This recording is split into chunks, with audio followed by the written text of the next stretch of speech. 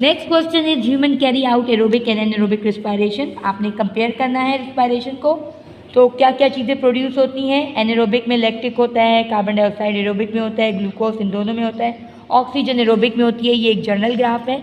उसके बाद आपको इसके मुताबिक इन्होंने जो ये ग्राफ बनाया है उसके मुताबिक एरोबिक एंड एनारोबिक रिस्पायरेशन दी गई है ड्यूरिंग दीज रेसेस। दो रेसेस हुई हैं। एनारोबिक ब्लैक को शो कर रहा है, एरोबिक जो है वो ग्रे को शो कर रहा है। ये दोनों आपको परसेंटेजेस दी गई हैं। हर एक ब्लॉक जो है वो 2 यूनिट्स के इक्वल है।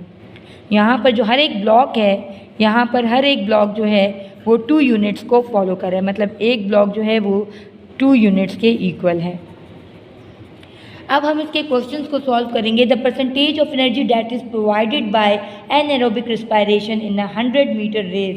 100 मीटर की रेस हो रही है तो उसमें एनारोबिक रिस्पायरेशन कितनी है? तो आप देखें एनारोबिक रिस्पायरेशन इज़ ब्लैक। तो ये देखो ये यहाँ पर इसको फॉलो कर रहा है 90 को, 80 और हर एक ब्लॉक 2 के इक्वल है।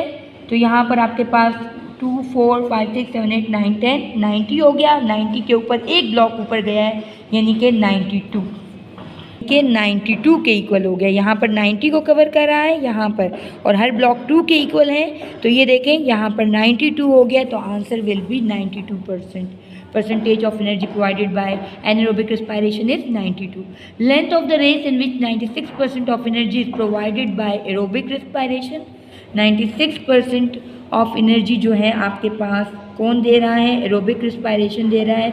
वो कहाँ है? तो वो ये रहा जी आपके पास 25,000 को देखें, ये एरोबिक रिस्पायरेशन ग्रे को शो कर रहा है, और ये आपके पास 96% को अप्लाई कर रहा है, और आंसर जो है वो 25,000 होगा जो हम यहाँ लिख देंगे।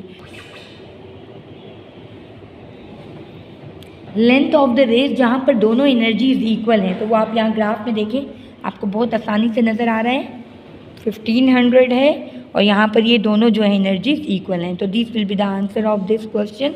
एथलीट्स का आंसर है। 2 conclusion that can be made from the data shown. कहते हैं 2 कंक्लूजन बताएं जो अभी हमने डेटा डिस्कस किया है उससे। तो एनर्जी जो है वो रिक्वायर्ड है for racing can be taken from both aerobic and anaerobic. Energy दोनों से ली जाती है। जब आप भागते हैं तो जब एरोबिक खत्म हो जाती है जाहिर बात है एनारोबिक से भी ली जाती है। तो एरोबिक और एनारोबिक दोनों इन्वॉल्व होते हैं एनर्जी में अकॉर्डिंग टू डेटा, वो ये शो कर रहे हैं। और जो हमारे पास शॉर्ट रेस है उसमें एरोबिक रिस्पायरेशन लॉन्गर है। The race higher the aerobic respiration, shorter the race the more will be anaerobic respiration, larger the race higher the aerobic respiration. आप जनरल कॉन्सेप्ट की तरफ ना जाएं, आप इस ग्राफ के मुताबिक बता रहे हैं। इसके मुताबिक जितनी शॉर्टर रेस है उसमें एनारोबिक रिस्पायरेशन हाई है। इस ग्राफ के मुताबिक जितनी रेस जो है वो लार्जर है उतनी एरोबिक रिस्पायरेशन हो रही है। तो हम इसको देखकर ये कंक्लूजन्स लिख रहे हैं। Word equation for aerobic respiration, तो आपने इक्वेशन लिखी है। ग्लूकोज और ऑक्सीजन कंबाइन होते हैं तो कार्बन डाइऑक्साइड और वाटर बनाते हैं। ऑर्गेनिज्म जो हैं एरोबिक रिस्पायरेशन करते हैं ताकि एनर्जी रिलीज हो सके, वो जिंदा रह सके। 3 प्रोसेसेस आपने बताने हैं, मूवमेंट के ज़रिए, रनिंग के ज़रिए, ग्रोथ, रिपेयर और सेल डिवीजन के ज़रिए भी कर सकते हैं, और maintenance of constant body temperature के ज़रिए भी ह्यूमंस जो होते हैं एनर्जी रिलीज़ करते हैं। इन तीनों प्रोसेसेस में ह्यूमंस एनर्जी रिलीज़ करते हैं।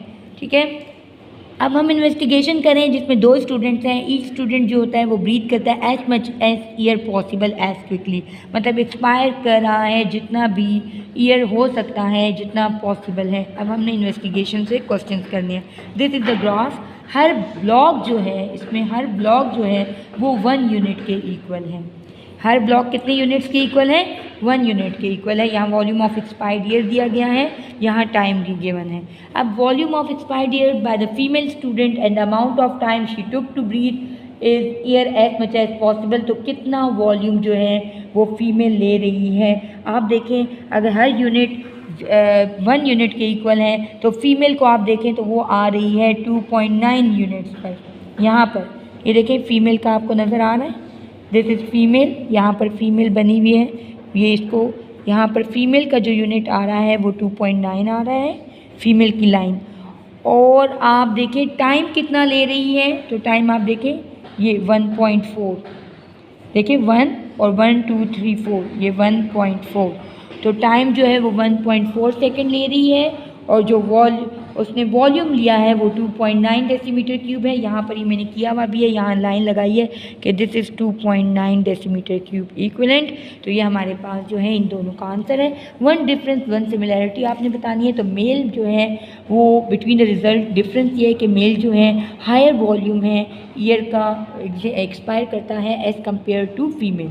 और सिमिलैरिटी ये है कि दोनों में टाइम जो है both the same time to inhale as much as air as possible, दोनों का जो टाइम है वो सेम है। ये देखें दोनों का जो टाइम है ये 1.4 पर दोनों की लाइन जा रही है, लेकिन जो दोनों का वॉल्यूम है वो दोनों का डिफरेंट है। तो ये डिफरेंसेस हो गया और ये सिमिलैरिटी हो गई आपके पास, ये यहाँ पर गिवन है। थर्ड है, this investigation was also carried out in another male student who had smoked cigarette each day for the last 4 years. One way in which the result would be different to those of the male student who didn't smoke. तो आपने इन दोनों की similarities and differences बताने हैं। Who would exhale smaller volume of air, जाहिर बात है जो ज़्यादा वो करता है, स्मोक करता है, वो कम वॉल्यूम ऑफ एयर इनहेल और एक्सहेल कर सकेगा। वो क्यों? क्योंकि उसकी लंग्स सही काम नहीं कर रहे। Two components of tobacco date can damage the body, तो टार और कार्बन मोनोऑक्साइड। इसके अलावा कंप्लीट 3 वेज इन विच, जाहिर सी बात है एनारोबिक रिस्पायरेशन में कार्बन डाइऑक्साइड प्रोड्यूस नहीं होती, लैक्टिक एसिड और इथेनॉल होता है। एनारोबिक रिस्पायरेशन जो है वो it use way in which anaerobic respiration is different to aerobic respiration, produce lactic acid. It do not use oxygen, oxygen नहीं यूज़ करता, डू नॉट यूज ऑक्सीजन, ठीक है।